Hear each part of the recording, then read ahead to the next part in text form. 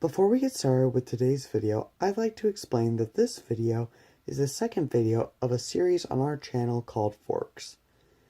In this series, I will be choosing an important moment in a show or movie and imagine what would happen if the series took a different route as that moment. Then, we'll take the different route and explore two possible endings, a good one and a bad one. So, without further ado, let's get into today's fork.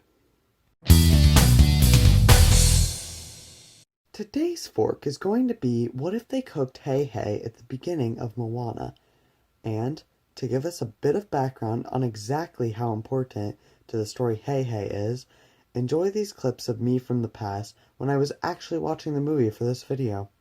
Hey guys, past Isaac here. Just to show certain examples I want to show really quick. So let's get into that. Look, There he is. There he is. There's our man.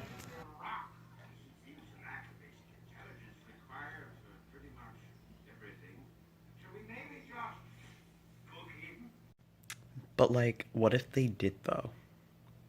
Bad jokes aside, here we actually get a chance of an actually funny animal sidekick, entertaining animal sidekick coming along. But instead, we were cursed with this living rubber chicken. And that's why we're killing him off in this video. But first, let's go ahead and see why killing him off would have a big effect on the plot. So right here, as we see, he eats it.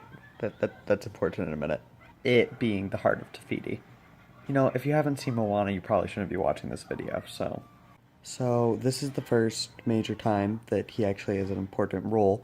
If he didn't have the heart of Te Fiti inside of him, Moana wouldn't have been able to grab him as easily. His neck was like a nice little handle there. So then they might have actually gotten away with it. That may or may not be one of the scenarios we're going to talk about in this video. Only time will tell. See, and here, Hei Hei stops the heart of Te Fiti from falling into the ocean, which is a good thing. His one redeemable thing he does in the movie. Good job, Hei Hei. Okay, now that the movie's over, back to future Isaac. Oh, dog. Back to future Isaac. Thanks, past Isaac. Now, without further ado, let's get into today's fork.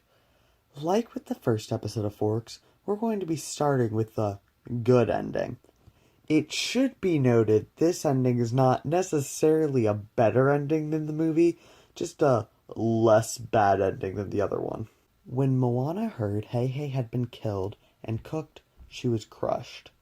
She decided she would never let Pua out of her sight again in fear of him having the same thing happen.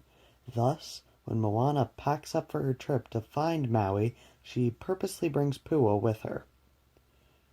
Now here's the thing with Pua. Unlike Hei Hei, who is accidentally helpful, Pua would actually be helpful in having human-level intelligence. So, everything goes pretty much exactly the same in the beginning, but everything changes when the Kakamora attack. As past Isaac pointed out, without Hei Hei having eaten the heart of Te Fiti, Moana wouldn't have been able to grab the heart so easily.